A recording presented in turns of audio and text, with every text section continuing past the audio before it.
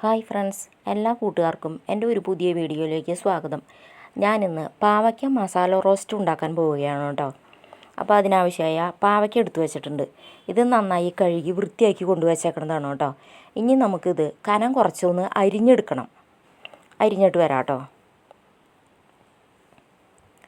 വട്ടത്തിൽ കനം കുറച്ച് അരിഞ്ഞേക്കണതാണ്. ഉള്ളിലത്തെ കുരു ഒന്നും കളയേണ്ട ആവശ്യമില്ല കേട്ടോ. അതൊക്കെ വറുത്ത് കഴിഞ്ഞാൽ നല്ല ടേസ്റ്റാണ് കഴിക്കാനൊക്കെ.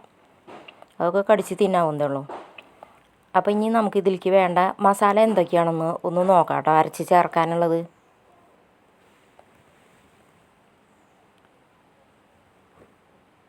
2 ടീസ്പൂണ് മുളക് പൊടി,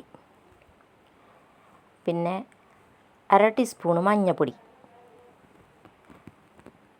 ആവശ്യത്തിന് ഉപ്പ്, പിന്നെ 2 തണ്ട് മല്ലിയിലയാണ് കേട്ടോ. അത് മല്ലിയില കൂട്ടിയാലേ ടേസ്റ്റ് ഉണ്ടാവുള്ളൂ കേട്ടോ. പിന്നെ കുറച്ച് ചുവന്നുള്ളി, പിന്നെ ഒരു 10-15 അല്ലി വെളുത്തുള്ളി, പിന്നെ വലിയൊരു ടീസ്പൂൺ നിറച്ച് ഗരം മസാലപ്പൊടി കേട്ടോ. ഇത്രയും സാധനങ്ങൾ നമുക്കൊന്ന് അരച്ച് കൊണ്ടുവരാം കേട്ടോ. അരച്ച് വെച്ചേക്കുന്നതാണ്. ഇനി ഇത് നമുക്ക് ഈ പാവയ്ക്കയിലൊന്ന് ചേർത്ത് മിക്സ് ചെയ്ത് 1 മണിക്കൂർ നേരം വെക്കണം കേട്ടോ. നന്നായി മിക്സ് ചെയ്യണം. എല്ലാത്തിൻ്റെയും ഉള്ളിലേക്കൊക്കെ നന്നായിട്ട് ഉപ്പും മുളകൊക്കെ പിടിക്കണം കേട്ടോ. അതിന് നന്നായി മിക്സ് ചെയ്യുക. 1 മണിക്കൂർ നേരം എന്തായാലും വെക്കണം കേട്ടോ. സമയം ഉണ്ടെങ്കിൽ കൂടുതൽ സമയം വെച്ചാൽ കൂടുതൽ ടേസ്റ്റ് ഉണ്ടാവും. പക്ഷേ 1 മണിക്കൂറെങ്കിലും വെക്കണം. എന്നിട്ട് വറുത്താലേ ടേസ്റ്റ് ഉണ്ടാവുള്ളൂ.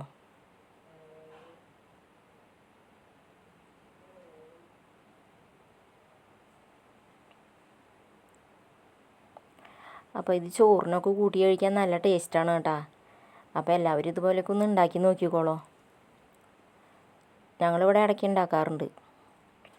അപ്പോൾ മസാല പുരട്ടി വെച്ചിട്ടുണ്ട് കേട്ടോ. ഇനി 1 മണിക്കൂർ കഴിഞ്ഞിട്ട് നമുക്കത് വറുക്കാനെടുക്കാം.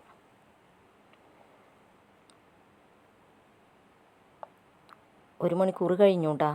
അപ്പോൾ അതേ വറക്കാൻ വേണ്ടിയിട്ട് പാൻ അടപ്പത്ത് വെച്ചിട്ടുണ്ട് കേട്ടോ. ഗ്യാസുമ്മ വെച്ചിട്ട് ചൂടായി വന്നപ്പോൾ ആവശ്യത്തിന് വെളിച്ചെണ്ണ ഒഴിച്ച് കൊടുക്കുക.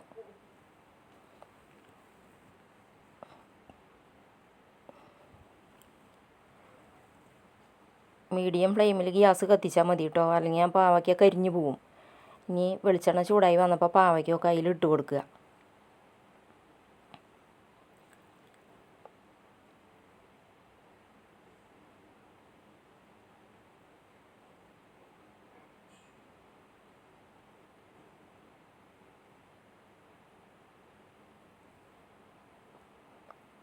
നിറച്ചിട്ട് കൊടുത്തിട്ടുണ്ട് കേട്ടോ. ഇടയ്ക്കൊന്ന് മറിച്ചിടണം കേട്ടോ. 2 ഭാഗവും മറിച്ചിട്ട് ബ്രൗൺ നിറാവണ വരെ ഒന്ന് സിമ്മിലിട്ട് പിന്നെ ഗ്യാസ് കത്തിച്ചാൽ മതി. അല്ലെങ്കിൽ കരിഞ്ഞു പോവും. വല്ലാണ്ട് കരിയരുത് കേട്ടോ. ബ്രൗൺ നിറായി കഴിഞ്ഞാൽ നമുക്ക് എടുക്കാതെ. ഇപ്പോൾ നന്നായിട്ട് ആയിട്ടുണ്ട്. ഇനി നമുക്കിത് പാത്രത്തിലേക്ക് മാറ്റാം കേട്ടോ.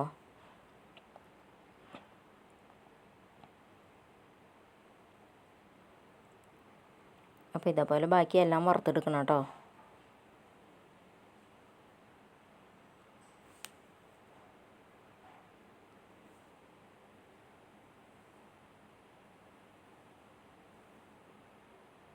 അപ്പോൾ ഇതാണ് കേട്ടോ പാവയ്ക്ക മസാല റോസ്റ്റ്.